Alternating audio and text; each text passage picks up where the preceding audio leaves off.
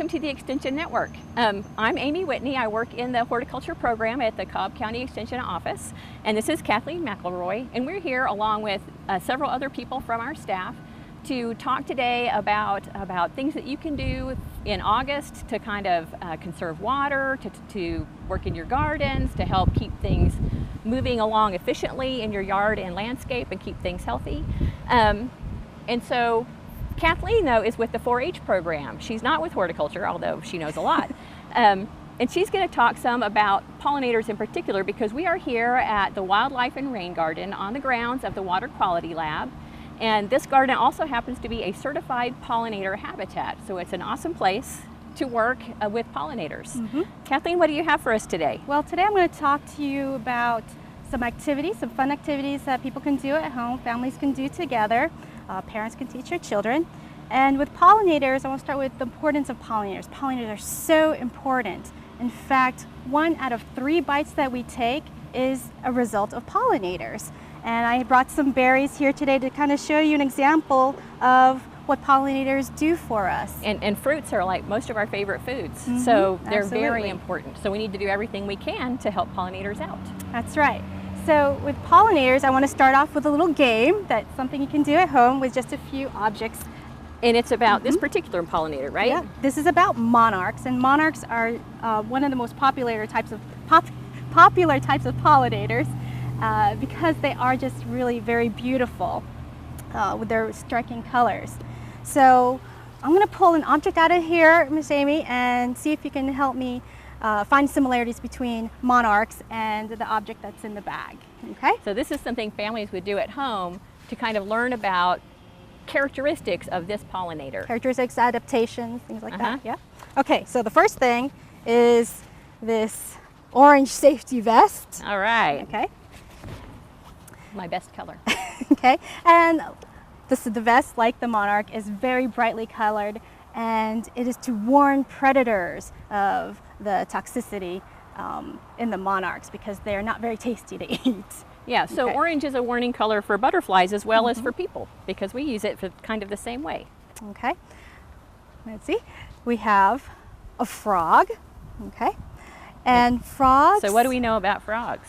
They go through complete metamorphosis like the butterfly. So the butterfly will go from egg to a larval stage, or the caterpillar, and then it will pupate. You'll see a chrysalis, and then the butterfly will emerge as an adult. Okay, so similar to the frog. Yeah, they don't do the chrysalis, but they do the tadpoles. That's right. Speaking of tadpoles, okay, Yeah. where we have a fish. What do you think fish would have to do with butterflies? Well, fish have scales. That's one of the hilarious things about fish, because it's a covering that we don't have, but they do. And butterflies, I think, have scales on their wings. Butterflies do have scales. That's right. Okay. And the last thing, because it's always a party here, we have this party favor, and this represents the proboscis on a butterfly that helps it nectar on flowers. And it just, after they're done nectaring, they just roll it back up. So they're not really party animals. They just like to get way down into the flowers.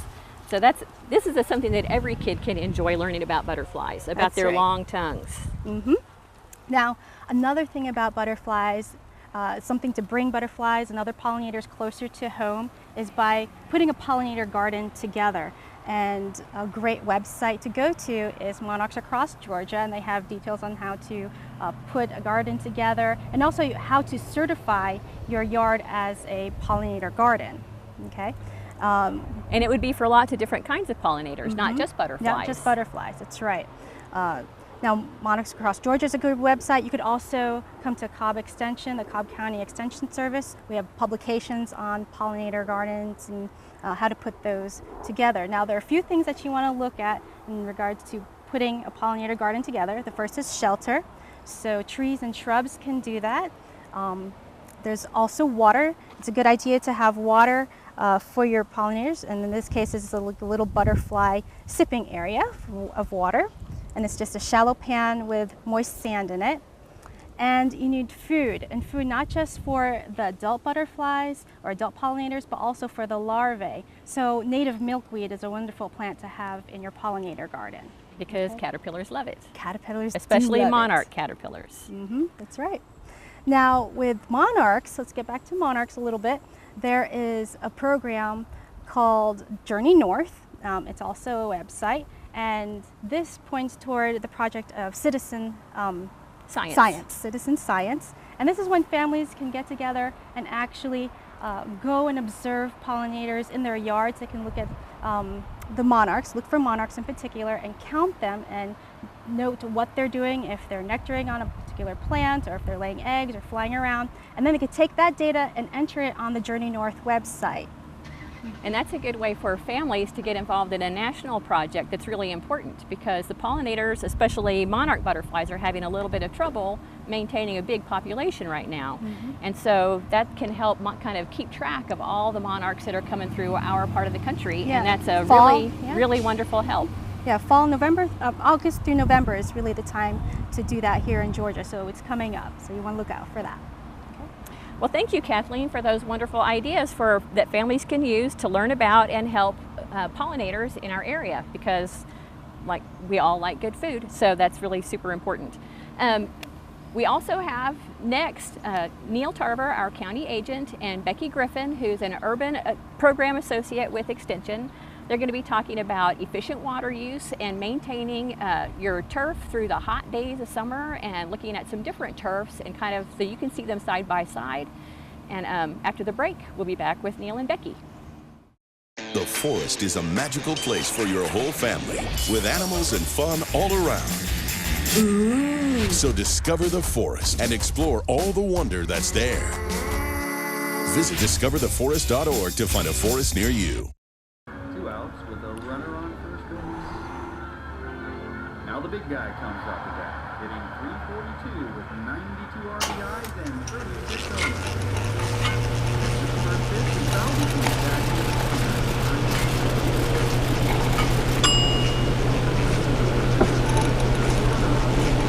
back. Chill raw and prepared foods promptly. 1 in 6 Americans will get sick from food poisoning this year. Keep your family safer. Check your steps at foodsafety.gov.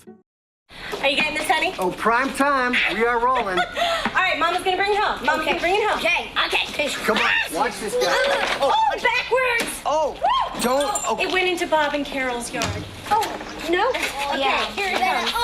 Oh, Mom! Challenge your kids to be active and eat healthy. All right, let's see what you can do.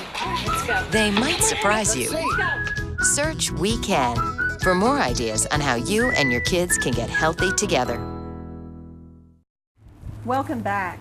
I'm Becky Griffin, and I'm an Urban Program Associate with Extension, and I'm here with Neil Tarver, who is an Agriculture and Natural Resources Agent, also with Cobb Extension.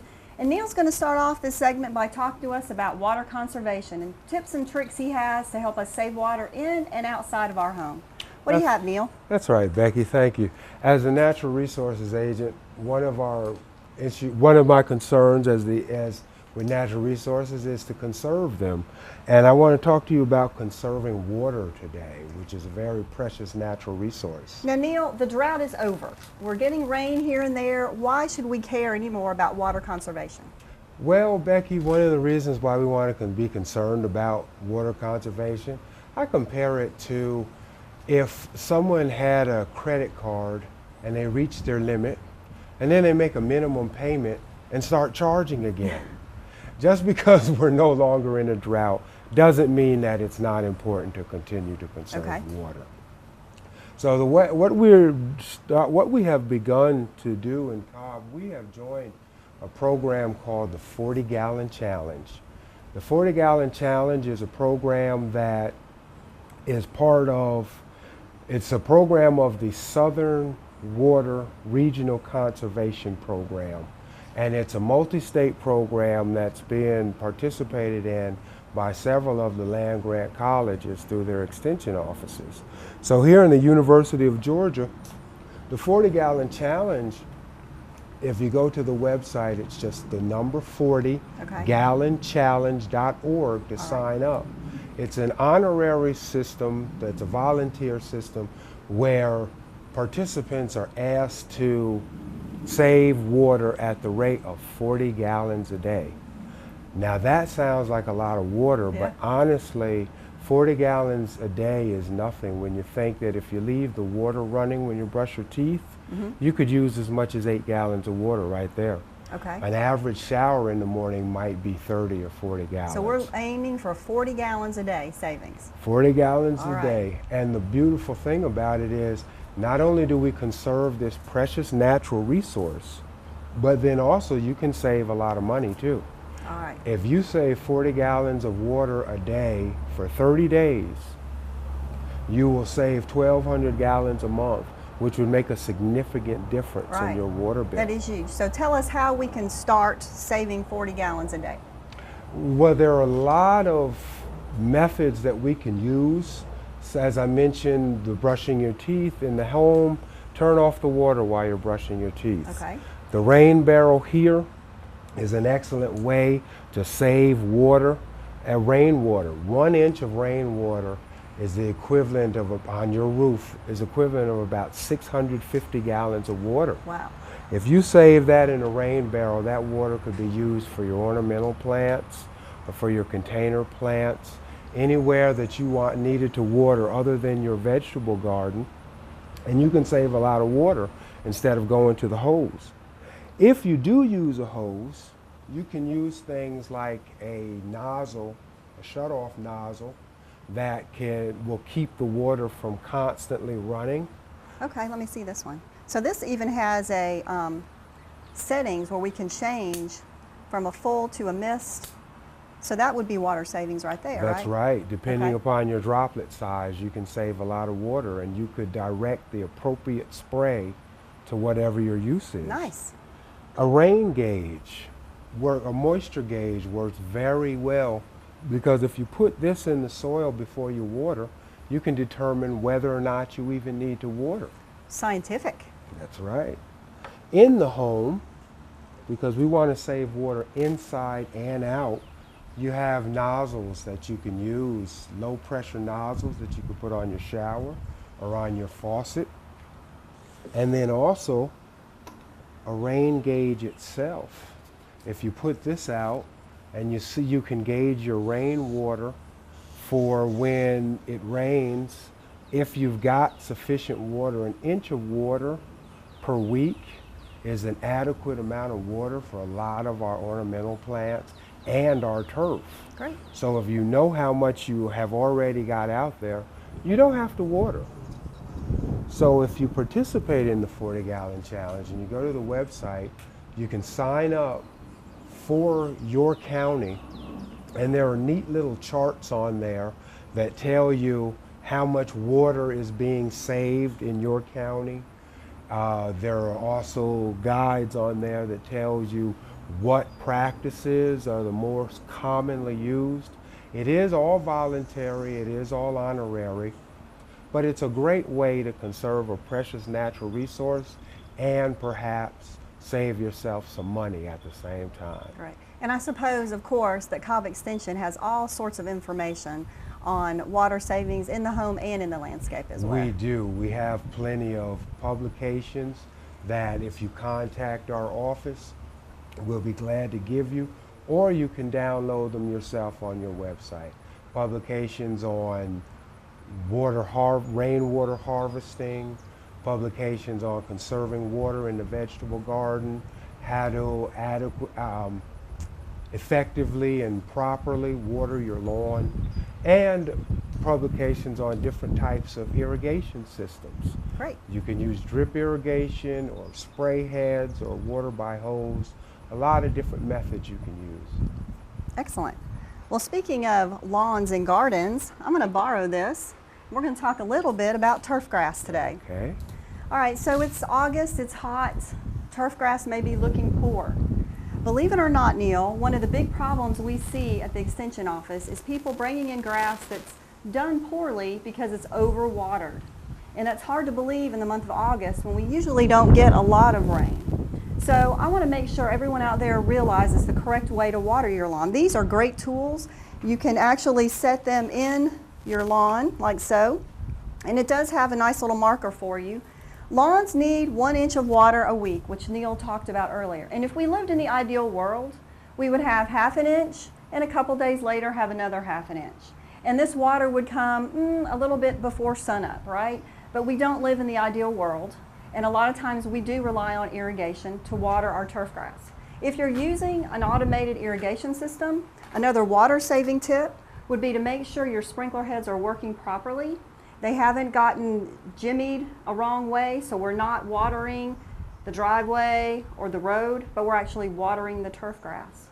Another thing you can do to kind of get through that hot time of summer is to make sure your cultural practices are correct. We want to make sure that you are using the correct inch rule for mowing your grass. I've got some examples here. A lot of our homeowners have Bermuda grass. In the summertime, you don't want to go below an inch and a half in your mowing height. If you do that, you're really stressing the Bermuda grass out, and it's not going to thrive through the hot part of summer. For our centipede and our zoysia grasses, we want to stick to about an inch to 2 inch mowing height. And for the tall fescue, which is a cool season grass, and our St. Augustine, we want to go from 2 to 3 inches in height. It's better to err on the side of a little too high than too short. So making sure you're watering correctly and not overwatering, and making sure you're using your correct mowing heights is going to go a long way in preserving your grass through the hot August months. One quick thing before we go, I was lucky enough to be down in Griffin at our turf research station there, and I was presented with some gorgeous turf samples. If you as a homeowner are thinking of redoing your lawn in the next year or so, and you're looking at what kind of things really grow well in this area, I have some fine examples of some warm season grasses that will thrive in our area. This is Zeon zoysia grass, has a nice little tiny leaf, very fine, looks great in the landscape. You can definitely see when weeds come in Zeon zoysia though. St. Augustine is traditionally a very warm grass. You see it in Disney World down in Florida. Florida grass, they call it. Florida grass, right, exactly. But it does grow in our area. It does grow in our area, and surprisingly, a lot of the yards that had the really cold temperatures this winter, we still had St. Augustine grass surviving and actually thriving into those areas. We have Tiff Sport, which is a type of Bermuda grass. This particular variety, our cultivar, is used a lot in areas where there's activity on the grass, like soccer fields. If your kids like playing football in the yard, this may be a variety that you're considering. And then of course we have Tiff Blair centipede grass. I have this in my yard and I really like it. It's really thick, it runs well, it handled the cold, not too bad this winter. So these are some options that you have if you're thinking of redoing your lawn. And Becky, I might add too that different turf grasses have different water needs. And so Bermuda is considered the most drought tolerant or water efficient grass we have. Okay. So if you have a turf, if you're planning to select a turf, you might want to consider something like Bermuda, and then you wouldn't have to water as much. That's a good point, Neil. Well, the Extension Office has a lot of publications on helping you with your lawn, when to fertilize, when to water, different types of lawns, the pluses and the minuses. So make sure that you visit us or our website to get more information. The Cobb Extension Office has a lot of publications that will help you with your turf grass or your water questions. Next, when we come back, we're going to have Amy Whitney and Renee Lemon talking about the fall landscape, both with vegetables and ornamentals. You realize that 49 million Americans struggle with hunger? That's 1 out of every 6 Americans.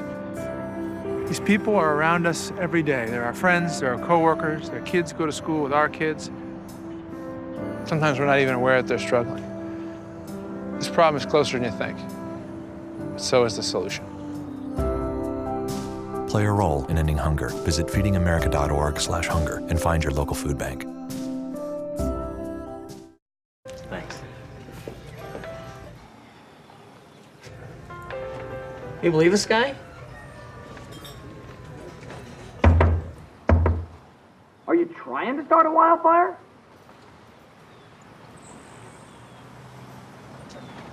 Sorry. Pass the honey? 9 out of 10 wildfires are caused by humans. Only you can prevent wildfires. Lead paint poisoning affects 1 million children today. If your home was built before 1978, your kids could be at risk. To find your home's danger zones, the health effects, and find help, log on to leadfreekids.org. Traditional light bulbs actually generate 9 times more heat than light. Switch to energy-saving bulbs. Saving energy saves you money. Welcome back to Extension Network. I'm Amy Whitney in horticulture program at the Cobb Extension office, and this is Renee Lemon, who works with us in the office in horticulture, and she's also the Master Gardener Coordinator for our county. We're here for this part of the show to talk about getting ready and thinking forward to fall. And so Renee, who's really into ornamental plants, is going to talk to us today about, it looks like, coleus. Yes. Today I'm going to show you how to save lots of money and how to possibly have almost every variety of coleus there is out there in your yard for free in the years to come. This is the mother plant for a coleus that I bought in the spring, and 3 weeks ago I took a cutting and I rooted it, and this is what it looks like after 3 weeks. It started out as 2 leaves. This one is one that I started 10 days ago, and it already has new growth. Mini growth. Yeah. So today what we're going to do is, this is the baby from that mother plant, but we're fixing to create a grandbaby. So what you want to do is you want to take a cutting and take off all the leaves except for 4 leaves right at the top, and mist it so it's wet. You're going to dip it in your rooting compound, and you want to put rooting compound in a disposable container. You don't want to ever dip straight into your original bottle in case there's any kind of disease here. So this is the rooting hormone, and you simply take your 4 leaves and put it in a pot. And my medium that I like to use is 50% peat moss and 50% either vermiculite or perlite. If you use vermiculite, you need to wear a mask because it has little particles in it that are not healthy to breathe. So I've got my medium, I've put my cutting in here, and I like to use a Ziploc bag. You want to mist your foliage. That's very important. Make sure that your medium is wet. You zip this up for about a week, and you don't have to do anything else to it. As long as you know the soil is staying wet, it's good to go. It does not need to be in direct sunlight. It will burn up. So we have started a grandbaby from this plant. Now, if you want to do this at home, you can use supplies at home as simply as little Dixie cups. I poked holes in the bottom, and if you do 3 holes, put your cuttings in there, zip it up. There's an example Amy can show you. I did these yesterday. So you can see how it looks like a little mini greenhouse in there. It's steamy and warm and moist, and that keeps the coleus happy for about a week. And at that point, you will take it out of the Ziploc bag. This is 10 days. This is the mother plant.